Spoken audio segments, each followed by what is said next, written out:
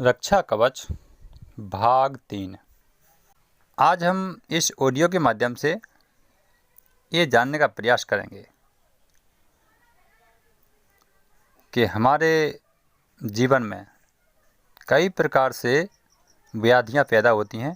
तो आज की जो व्याधि का नाम है पड़ोसी गांव से सुरक्षित कैसे रहें। पड़ोसी गांव वाले हमारी इज्जत कैसे करेंगे और हमें उनके यहाँ जाने में किस प्रकार से जाना चाहिए। पड़ोसी गांव में अगर हम जाते हैं तो किस प्रकार से जाना चाहिए।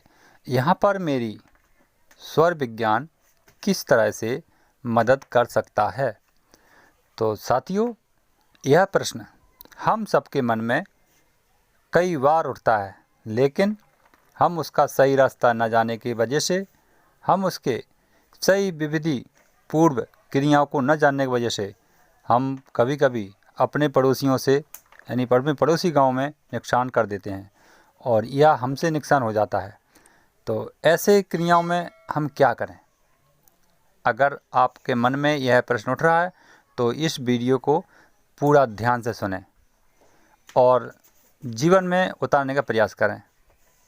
मेरा मानना है कि परमात्मा निश्चित हम सब पर कृपा करके सही मार्गदर्शन दिखाएंगे।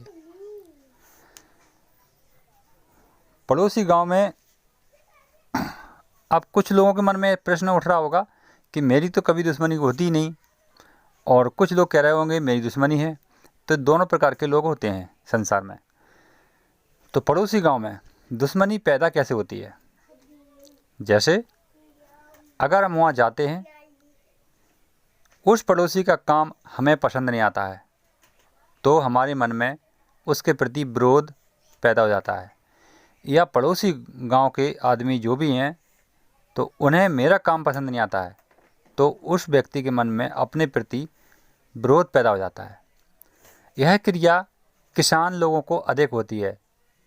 ये क्या होता है कि वो पड़ोसी गांव वाले ने उसकी मेड़ में कुछ की थोड़ा ज़्यादा लगा दिया हल, या उसने पड़ोसी गांव वाले के में लगा दिया हल, तो ये व्याधि बहुत अधिक पैदा होती हैं पड़ोसी गांव में किसानी तौर पर, और उठने बैठने में भी हो जाती हैं कभी कभी।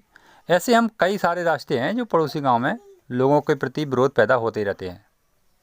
यहाँ तक कोई भी हो, सबके पड़ोसी गांव में जाने से विरोध पैदा होते हैं। और ऐसा नहीं कि हर बार होते हैं, लेकिन कभी कभी जीवन में होते हैं। तो वो कभी कभी होते हैं, उनसे बचने के लिए आज का ये उपाय हम सबके जीवन में एक रामबाण का काम करेगा। तो पड़ोसी गांव में हम जा रहे हैं और हमें वहाँ के लोग सम्मान दें, वहाँ के लोग इज्जत दें और हमसे कोई भी ऐसे शब्द ना बोलें जो कड़वे वचन होते हैं जो हमें बुरा लगे। अगर इन सब से हमें बचना है, हमें सुरक्षित रहना है, तो हमें स्वर विज्ञान का जो नियम है उसको अपनाना ही पड़ेगा। साथियों, जाने में या अनजाने में क्रिया तो हम वो ही करते हैं जो होती हैं स्वर विज्ञान की, पर जो जानकर करते हैं उनकी समस्या कभी पैदा नहीं होती है। वो जानकर नहीं करते हैं, उन्हें पता नहीं है, तो उनकी समस्याएं कभी कभी पैदा होती हैं। तो सज्जनों, अब वो वक्त आ गया है, मैं आपको वो बताता हूँ उपाय कि हम जब भी पड़ोसी गांव जाएं तो किस स्वर में और किस प्रकार से जाना चाहिए। जब भी हम प्लान करते हैं कि मुझे अपने पड़ोसी गांव में जाना है, तो ध्यान रहे कि आपका जो स्वर चलता हो, दायां स्वर सूर स्वर अर्थात पिंगला नाड़ी, या फिर बायां स्वर चंद्र स्वर अर्थात एड़ा नाड़ी, अगर दोनों में से कोई भी चल रही है तो उसी समय हमें जाने के पूर्व जब हमारा विचार बनता है कि मुझे पड़ोसी गांव में अब जाना है, तो हम खड़े हुए तो जो स्वर चलता है, जैसे दाहिना चलता है सूर स्वर, तो हम दायां पैर आगे, एक पैर आगे रखेंगे या फिर 3 पैर आगे चलकर 2 या 5 सेकंड के लिए रुक जाएंगे और रुकने के बाद में फिर दायां पैर आगे बढ़ाकर हम अपने पड़ोसी गांव में चले जाएंगे। जब हम पड़ोसी गांव में प्रवेश करते हैं वहाँ की सीमा में, जैसे मालूम होता है कि हम गांव में प्रवेश करने वाले हैं, तो जिस सीमा में हम प्रवेश कर रहे हैं गांव के नज़दीक पहुंचकर जो घरों के आजू बाजू, जैसे इस तरफ भी घर हैं उस तरफ भी घर हैं, दोनों बाजू घर बने हैं, तो वहीं से अपनी एक सीमा का अनुमान लगाना, मन में लगा लेना है कि यहाँ पर गांव में अब मैं प्रवेश करने वाला हूँ। तो उसी समय वहाँ पर जो स्वर चलता है उसी स्वर वाला पैर आगे बढ़ाकर और चले जाना है।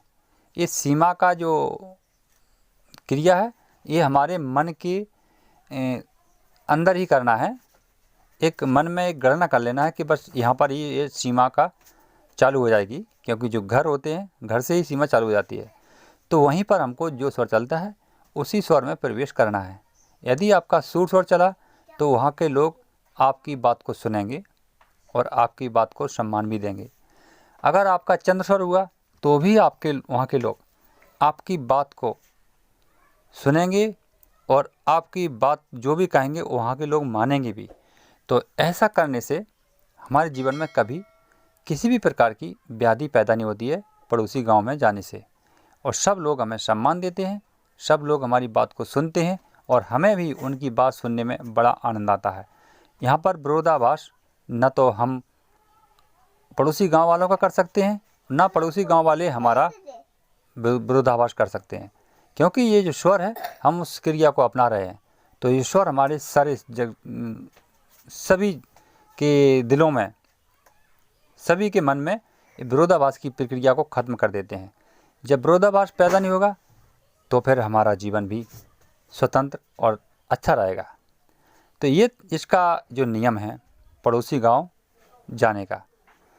साथियों, हमारे पास जो भी होते हैं वो प्रैक्टिकल अधिक होते हैं, तो आप इसको करके देखें।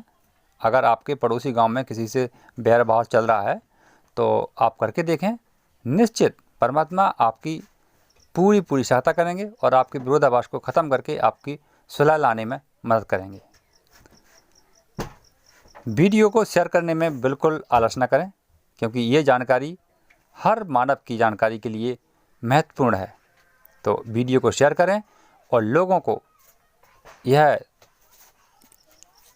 स्वर ज्ञान प्राप्त करने का अपनी ओर से अवसर प्रदान करें। फिर मिलेंगे अगले नए वीडियो के साथ। तब तक के लिए जय हिंद, वंदे मातरम। स्वर योगा नंबर में चैनल को सब्सक्राइब करें और पाएं जीवन से जुड़ी महत्वपूर्ण बातें। साथ ही साथ बेल आइकन को भी दबाएं, जिससे हमारे आने वाले वीडियो आपको सबसे पहले मिलते रहेंगे।